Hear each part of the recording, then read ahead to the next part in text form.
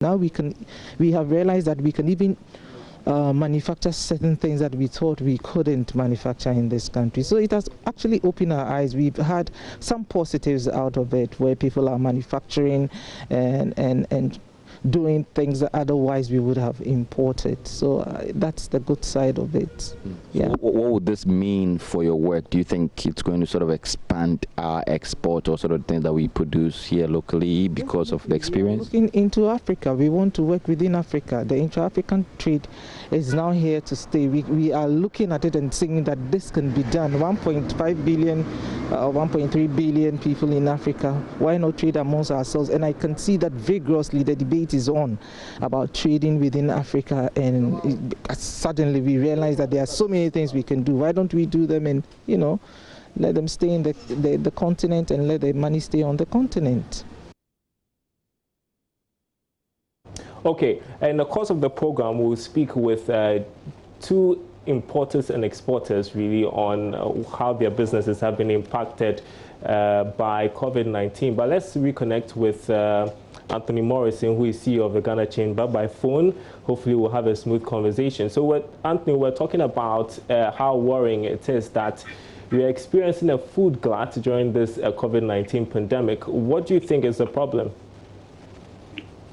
Thank you very much. I think that is the lack of proper planning.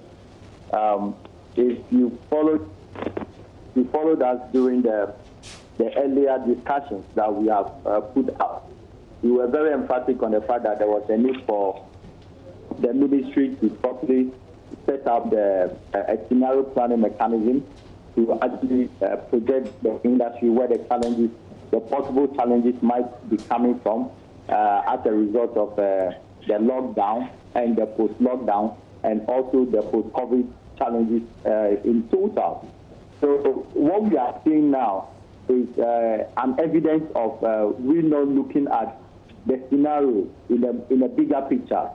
Okay, so we are looking at a situation where if you take the situation of the egg, the students not being in school, and the hotel and the conferences that are not coming on as a result of the directives from the president. Now, what should we do as a country? We do know that you can keep eggs in the fridge for a month, okay? There are various innovative ways we can look at the preservation of eggs. Now, with regards to the watermelon, okay, and the rice industry, we already know that this has been up and coming every year. Every now and then, we have stories of watermelon in DA, watermelon in Sege not being bought and not being able to process. The point is that the peak level of our watermelon in the country, as in where for it to be commercialized into processing, we need some level of brick level, which we do not have in the country. So we need to engage the likes of seed breeders, researchers, to be able to research and come up with very hybrid seeds that go into some processing, effective processing. Sorry, we don't have enough time on this one. These solutions you prefer are long-termish, I should think. What can we do now, seeing that food stuff is going waste? So the immediate thing we need to do now is to procure equipment and storage. For instance, for the eggs, you need to go directly. We boil as many eggs as we can, and we can them. So Ghanaians will have to start thinking of how to eat boiled eggs, which are already canned and selling, okay? Because that can last for the next 2 months on the shelf. Now, with regards to the watermelon, yes, we don't. Hello? Hello? Yeah, go on. So with regards to the watermelon, at best, we need to reduce prices and sell more, because there is no reason to be selling one watermelon in Sege at 3 cedis, whereas in Accra it's 20 cedis. Because a lot of people would like to eat watermelon, but the cost is driving them away. So let's reduce the prices, those intermediaries who bring them, and then we'll be able to sell many watermelons as possible. But with regards to the rice, we need more harvesters. I was in Akute myself from Friday, Saturday, Sunday, and yesterday. I saw everything myself. The challenges are enormous.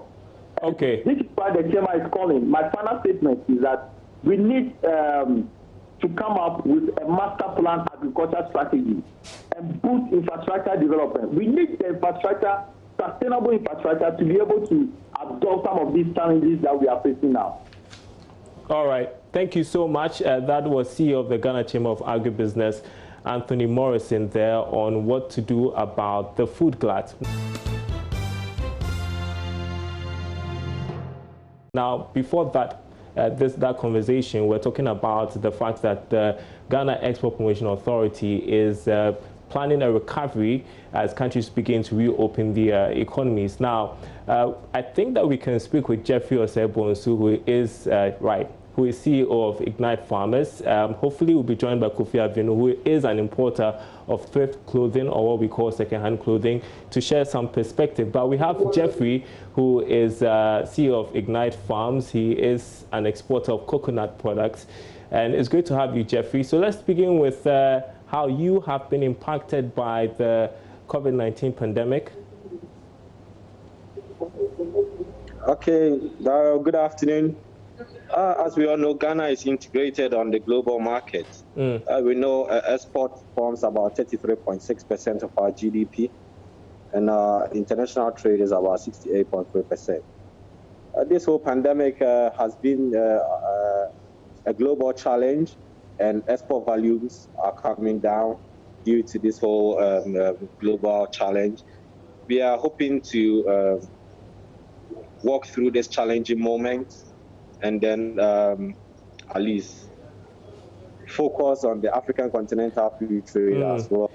So far, for my side, I've been challenged by this whole pandemic because of my off-takers being in the UAE and China, where tourism and trade is an essential role in their economies.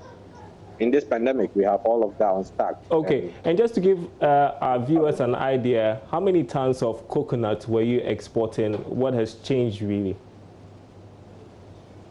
Okay, initially we were doing about 50 tons per month for the tender coconut, and the dry we were doing about,